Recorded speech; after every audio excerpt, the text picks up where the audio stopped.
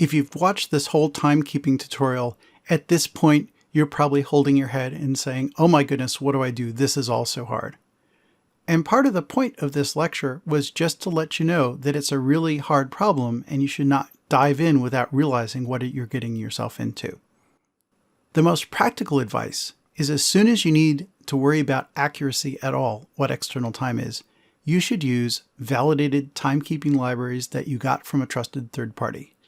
It's complicated to do this right, and if you write your own code, you're going to make mistakes. Even if you're Microsoft, look at the Zune code. You also need a way to change daylight savings time, time zones, etc. because your system may move or the laws may move out from under your system. Either way, it's going to change how things work when converting internal time to external time. Don't forget that you have to worry about mobility, so your system is likely to change time zones or change time zone rules, and you have to worry about multi-site coordination. In other words, two systems may have to establish a common notion of what time it is and what event sequencing is, but they're in different local time situations. Also, think through internationalization. Getting internationalization perfect is extremely difficult. It's very, very complicated. And so most systems don't try and do that. Most systems just say, look, we're going to support certain things, other things we're not going to support. And now that you've seen all the options for internationalization, it may become more apparent why there are so many systems that operate only in Chinese or operate only in English.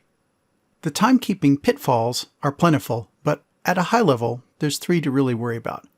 The first one is, in general, you should not be relying on accurate distributed time for notions of before or after. No matter how hard you try, if two events happen at almost the same time, it may not be possible to really know which one happened first.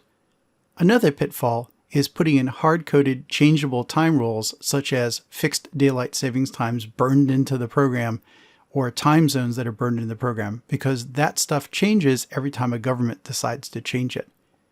If you do not have a software update capability, you should at least have a way to disable the automatic time changes to avoid a situation in which a system has automatic daylight savings times that are wrong, so a user has to intervene 4 times a year, once to fix the wrong daylight savings time, once to put in the right daylight savings time, and then 2 more times at the other end of daylight savings to undo it. The last pitfall is people commonly don't even think about internationalization needs. Now, if you decide that you want to have a single version in a single language and a single set of conventions, that's fine. But realize that's the decision you're making, so you're not surprised later on when users express unhappiness that it doesn't conform to their local time displays or language issues or all those sorts of things.